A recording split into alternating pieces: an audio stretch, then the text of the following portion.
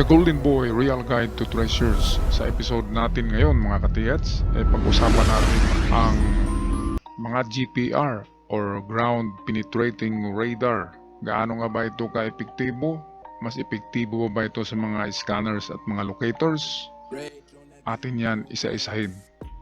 Well, bago tayo magpatuloy, shout out sa lahat ng ating mga katiyats na nanonood ngayon sa ating channel Luzon, Visayas, Mindanao at sa ating mga katiyats in abroad.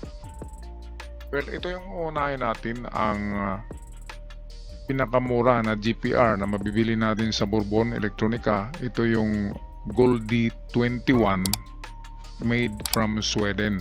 Minsan lang gumagawa ang Sweden ng ng mga metal detector kasi hindi ganong famous sa Sweden ang treasure hunting. Malimit lang tayo makarinig na may nag-treasure hunt sa Sweden.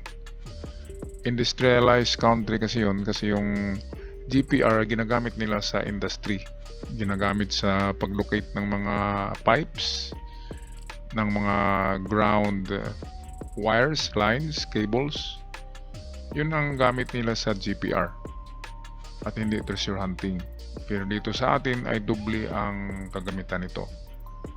Well, itong Goldie 21 ay merong halaga ngayon. Noon ay 500 plus ito, 1,000, half a million. Ngayon ay 400,000 na lang ito sa Bourbon Electronica. Kaya good news. Tawagan nyo na lang si Roniel Bourbon 0975-6675-030 at banggitin nyo lang na ako ang nag-recommend sa inyo para sa kunting discount.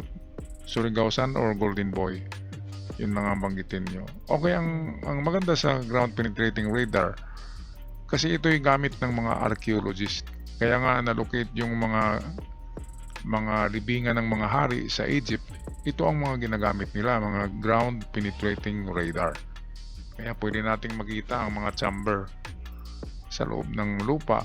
Makita natin kung merong anomalya ang lupa, merong disturbances, merong cavity, merong caves.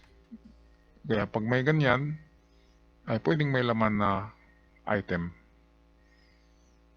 Okay, kaya maganda ang ground penetrating radar. Okay, pangalawang klaseng ground penetrating radar ay mas pinaganda ito. Ito naman ay made in Germany at napakamahal kasi 1.4 million pesos. Triple or quadruple pa ang presyo ng Goldie 21. Pero ito kasi, itong G-Pard ng OKM, G-Pard na GPR ng OKM ay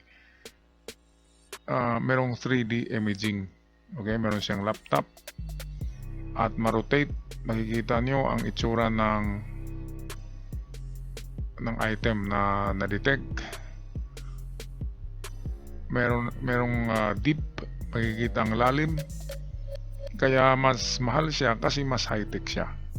So meron na kayong pagpipilian, dalawa lang ang meron sa Bourbon na GPR, yung Goldie 21 yung kanina, at itong napakabagong high-tech na OKM G-Pard GPR 3D.